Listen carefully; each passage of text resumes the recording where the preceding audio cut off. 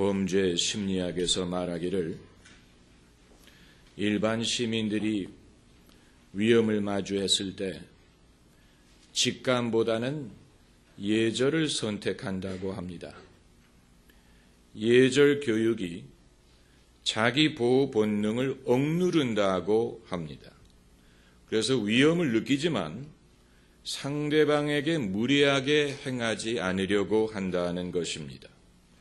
자기의 직감을 쫓으면 훨씬 더 안전할 텐데 남에게 신뢰 끼치는 것을 그렇게 사람들이 꺼리는가? 그것은 어렸을 때부터 받은 교육 때문입니다. 남에게 무례하면 안 된다는, 그리고 자기의 느낌을 부인할 것을 요구받습니다. 사람이 직감적으로 누구를 싫어하는 감정이 들 때 그 감정이 정확할 수 있는데 의식적으로 그것을 억누르는 훈련이 되어 있습니다. 싫은 감정을 무시합니다. 무엇인가가 싫은 느낌이 들 때 민망하게 생각하고 죄의식을 느끼고 그것을 억압하려고 합니다. 뭔가 좋은 이유가 있기 때문에 그런 감정이 생기는 것인데 우리가 억누르도록 훈련받은 것은 싫은 감정뿐만이 아니고 좋은 감정도 마찬가지입니다. 신이 난다거나 호감이 갈 때 그것을 따르기보다는 절제할 것을 요구받습니다. 자기의 느낌을 그대로 표시하는 것은 점잖지 못한 것이고 경우에 맞지 않다고 배운 것입니다. 예배당에서 흥이 나면 박수를 칠 수도 있지만 그건 점잖지 못한 것이다. 경우에 바르지 않은 것이다. 은연중에 그런 식으로 배웠습니다. 저는 소나타를 들을 때 왜 항상 이 악장은 느리고 지루한지 알 수가 없습니다. 그런데 그렇게 해야 된다고 다들 합니다. 그래서 소나타가 모두 3개의 악장으로 되어 있는데 많은 사람들이 이 악장을 건너뜁니다. 자기가 연주하고 싶은 것을 연주해야지요. 말기암 환자들에게 평생에 가장 후회되는 것이 무엇이냐를 조사를 해봤더니 가장 많이 후회하는 것은 좀 더 내 뜻대로 살지 못한 것이라고 합니다. 내가 남을 의식하고 남의 기대를 맞추느라고 좀 더 내 뜻대로 살지 못한 것을 후회한다는 것입니다. 그래서 진짜 삶을 살지 못하고 가짜 삶을 살았다라고 말한다는 것입니다. 여러분, 사람들의 실제 고민은 내가 어떻게 하면 하나님의 뜻대로 사느냐 하는 게 아니고 내가 어떻게 하면 남의 마음에 드는 삶을 살 것이냐 하는 것입니다. 그것 때문에 고민합니다. 차라리 하나님의 뜻 때문에 고민했다면 후회는 없었을 것입니다. 성경은 하나님을 좋으신 분이라고 규정하고 있지만 인간의 무지함과 불신이 하나님을 그 반대로 만들어 놓았습니다. 하나님이 좋으시다는 고백은 신학적인 고백일 뿐이고 실제 사람들의 생각은 그 반대입니다. 하나님을 따르는 것은 괴로운 일이고 괴로울수록 경건한 것이고 만일 즐겁다면 그것은 경건하지 않다는 증거입니다. 내 주를 가까이 하게 함은 십자가 짐 같은 고생이나 우리는 이렇게 노래를 부르면서 왜 좀 더 사람들이 교회에 많이 나오지 않는가 이상하게 생각합니다. 당연하지요. 내 주를 가까이 하는 것이 십자가를 지는 것처럼 괴롭다고 말하면서 누가 그 괴로운 일을 나도 하면서 나오겠습니까? 좋은 것은 맛이 없다라고 생각을 하고 맛이 있다면 그것은 나쁜 것이다. 즐거운 것은 죄다. 경건한 것은 괴로운 것이다. 이렇게 우리는 생각합니다. 여기에 성경적인 근거가 없는 것은 아닙니다. 내 제자가 되려거든 날마다 자기를 부인하고 자기 십자가를 지고 나를 따를 것이니라 라고 말씀하셨고, 육체의 소욕은 성령을 거스리고 성령은 육신을 거스리나니 라고 말씀하셨습니다. 그래서 옛날부터 하나님의 뜻을 쫓아 살고자 하는 사람들은 수도원에 들어가든가 수녀원에 들어가서 세상과 담을 쌓고 자기의 본능을 억제하고 힘든 삶을 살았습니다. 거기에 거룩함과 경건함이 있다고 생각했습니다. 그러다 보니까 하나님이 좋으시다는 사상이라든가 하나님이 우주 만물을 지으시고 좋았더라라고 말씀하셨다든가 하나님이 우리에게 좋은 것을 주신다든가 또 모든 것이 합력하여 선을 이루시게 한다는 말씀은 뒷전으로 밀려났습니다. 사람이 하나님을 생각할 때 제일 먼저 떠오르는 감정은 기쁨도 아니고 설레임도 아니고 죄의식입니다.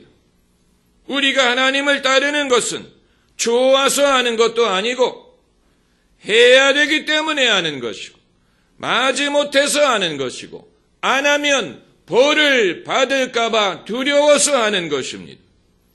영국의 명설교가였던 스퍼전이 이런 말을 했다고 하지요. 만일 지옥이 없다면 우리는 기도할 필요도 없고 성경을 읽을 필요도 없고 예배당은 유흥장으로 만들어야 된다. 그러나 저는 스퍼전과 생각을 달리합니다. 의아한 것이 있습니다. 첫째는 유흥장을 가는 사람은 다 지옥에 간다는 얘기냐? 스퍼전이 얼마나 평소에 유흥장을 가고 싶었으면 지옥이 없다면 예배당을 유흥장으로 만들어야 된다고 얘기하느냐? 유흥장에 가고 싶었지만 지옥 때문에 못 갔다는 얘기냐? 그리고 둘째로는 스퍼전이 그렇게 열심히 하나님을 섬긴 이유가 지옥에 갈까 두려웠기 때문이냐? 그것이 동기였느냐? 그게 이유였느냐? 만약에 그렇다면 그건 잘못된 이유인 것입니다. 우리는 누가 선행을 했다든가 기부를 했다든가 봉사를 했다 하는 말을 들으면 어떻게 반응합니까? 그 사람을 존경하지요. 우러러봅니다. 그 이유가 무엇인지 아십니까? 어려운 일을 했기 때문이라는 것입니다. 남이 쉽게 할 수 없는 어려운 일을 하고 어려운 삶을 살았기 때문에 존경한다는 것입니다. 그런데 만일 본인이 그게 즐거워서 한 일이라고 대답을 하면 우리는 믿지 않습니다. 그럴 리가 있느냐? 그냥 그건 하는 말이고 즐거워서 할 리가 없다. 좋은 일은 힘들다. 이렇게 생각을 합니다. 저의 직업을 분류하면 비영리 사회봉사라고 분류가 됩니다. 비영리 사회봉사. 저는 그 분류가 좀 이상합니다. 실감이 안 갑니다. 비영리는 맞는데 봉사는 원래 힘든 일, 어려운 일을 의무적으로 한다는 뜻이 아닙니까? 그런데 저는 목회를 의무감에서 하지 않습니다. 이거 이외에는 할 줄 아는 게 없고 이거 이외에는 하고 싶은 일도 없습니다. 저는 이 일을 즐기면서 합니다. 그렇기 때문에 누가 목회직을 성직이라든가 봉사라고 부르면 좀 기분이 이상합니다. 미안한 마음이 듭니다. 내가 이 일을 즐긴다는 사실을 숨겨야 되겠다. 힘든 면, 어려운 면을 강조해야 사람들이 나를 존경할 거라고 생각합니다. 힘들게 어려운 일을 나 홀로, 무거운 짐을 나 홀로 지고 견디다 못해 쓰러질 때 이래야 사람들이 존경을 하지요. 그게 아니고 구주 예수 의지함이 심히 기쁜 일일세 하면 자기 즐거운 일 하는데 저건 봉사도 아니고 성직도 아니다. 이렇게 사람들의 생각이 왜곡이 되어 있습니다. 여러분, 우리는 하나님의 지혜를 과소평가하면 안 됩니다. 하나님이 이토록 오랫동안 인류를 보아오셨는데 인간이 어떤 존재인지를 모르실 것 같습니까? 자식을 키워본 부모도 자식이 어떤 존재인지를 아는데 인간을 만드시고 이제껏 키워오신 하나님께서 사람을 모르실 것이라고 생각하십니까? 하나님이 당신의 뜻을 강요함으로 우리가 그것을 행하게 하실 것이라고 생각하십니까? 여러분, 그게 통할 것 같습니까? 그게 하루라도 될 것 같습니까? 그게 가능할 거라고 생각하십니까? 우리처럼 권위주의적인 문화와 주입식 교육에 익숙한 사람은 그렇게 생각할 수 있겠지만, 그러나 그것은 하나님도 괴롭고 우리도 괴로운 것입니다. 요즘에는 부모는 사라지고 학부모만 있다고 하는데, 여러분 잘 들으셔야 됩니다. 부모가 부모 역할을 해야지 학부모의 역할이 부모의 역할을 대신하면 안 됩니다. 대한민국의 부모들은 전부 다 학부모가 됐습니다.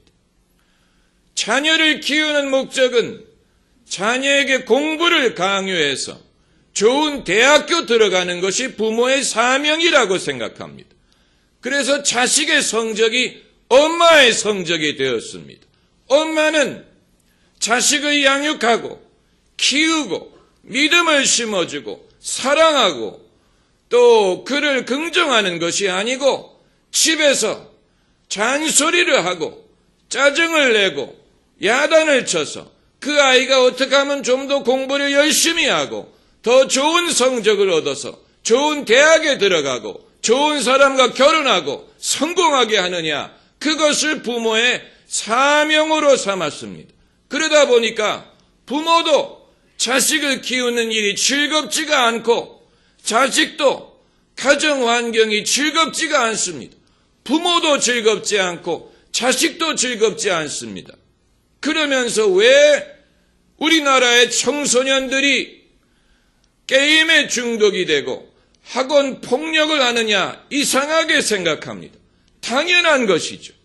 스트레스를 풀 길이 없는데 가정에서도 스트레스를 풀지 못하고 학교에서도 스트레스를 풀지를 못하는데 당연히 학생들이 스트레스를 게임이나 폭력으로 풀려고 하는 것은 당연한 것입니다. 우리가 사회를 그렇게 만들어 놓고 청소년들에게 문제가 있다고 생각을 합니다. 자녀에게 문제가 있다고 생각을 하는데 자녀들을 누르고 눌러서 더 이상 스트레스 해소할 방법이 없다면 그들은 불행한 것이고, 그들이 불행하기 때문에 부모도 불행한 것이고 국가가 불행한 것입니다. 도대체 대한민국에는 근면도 있고 열심도 있고 잘 사려는 의지도 있지만 평강이 없고 평심이 없고 사람들이 기쁘지가 않습니다. 기쁨이란 단어는 우리의 사전에 존재하지 않습니다. 예수 믿는 사람들도 마찬가지예요. 기도도 열심히 하고 예배도 열심히 참석하지만 예수 믿는 사람들, 목회자들, 목회하는 사람들의 모습이 기뻐 보이지 않습니다. 기쁨은 우리에게 원동력이 되지 못합니다. 그건 당연한 것입니다. 청소년도 기쁘지 못하고 직장인들도 기쁘지 못하고 가정주부도 기쁘지 못한데 어찌 예수 믿는다고 기뻐할 수가 있겠다는 얘기입니까? 이것은 문화적인 문제요, 가치관의 문제요, 삶의 철학의 문제인 것입니다.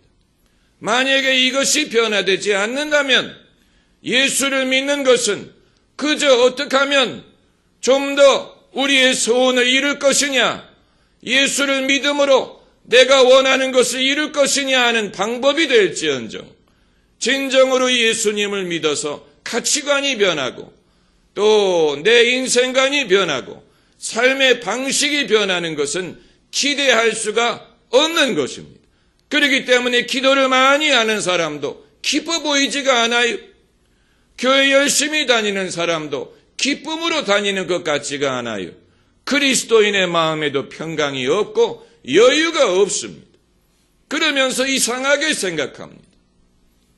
여러분, 그동안에 우리가 나라의 경제를 일으키고 경제를 발전시켰던 그 원동력이 지금까지는 유효했지만 이제는 그 방법만으로는 우리 자신도 더 이상 만족하지 못하고 자녀들에게 너무 견디기 어려운 무거운 짐을 지어주는 것입니다.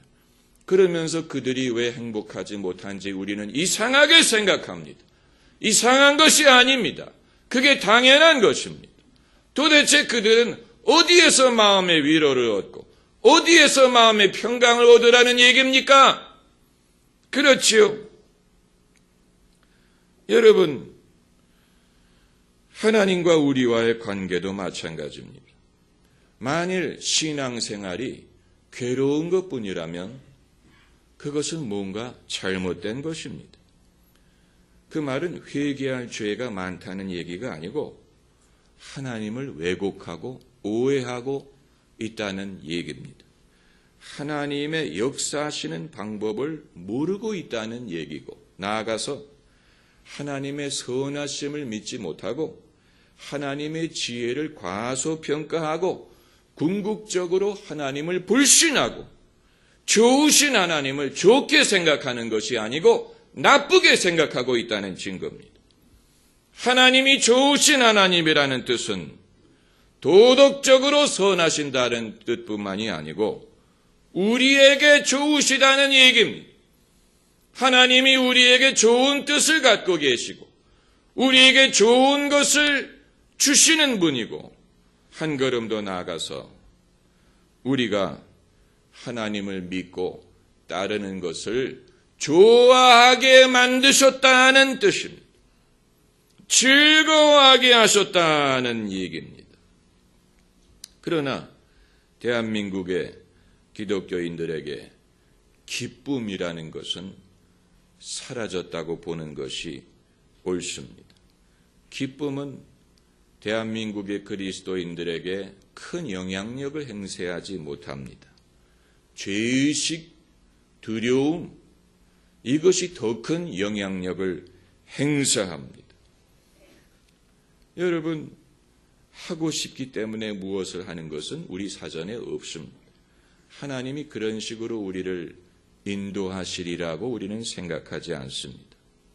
그렇기 때문에 우리 모두에게는 유리카 모멘트가 필요합니다. 아르키메데스가 목욕탕에서 이 원리를 깨닫고 유리카라고 외쳤다고 한 것처럼 깨달음의 순간이 필요합니다.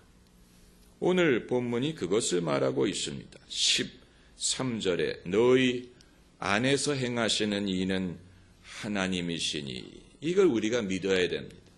우리 안에 마귀가 역사하는 게 아니고 우리 안에 나의 육신만이 역사하는 게 아니고 예수 믿는 사람이라면 우리 안에 하나님이 행하시고 계십니다. God in us. 하나님은 외부에서 우리에게 강요함으로 역사하시는 분이 아니고 성령을 주시고 하나님의 말씀을 주셔서 우리 안에서 행하고 계시다는 사실. 하나님을 멀리서 찾으려고 할 필요 없습니다. 우리 안에 하나님이 행하고 계십니다. 그것을 발견하는 것이 중요합니다. 하나님이 내 안에 계시지 않다면 하나님은 어디에도 계시지 않는 것이고 하나님이 모든 곳에 계시다면 하나님은 내 안에도 계십니다. 멀리 가야 되는 게 아니 골목을 벗어나야 되는 게 아니에요. 남의 나라에 찾아가야 되는 게 아니에요. 예루살렘에 가야 하나님이 계신 게 아니에요. 내 안에 하나님이 계시지 않다면 하나님은 어디에도 계시지 않는 것입니다. 반대로 하나님이 내 안에 역사하시는 것을 믿는다면 하나님의 뜻을 찾는 것도 어려운 것이 아닙니다.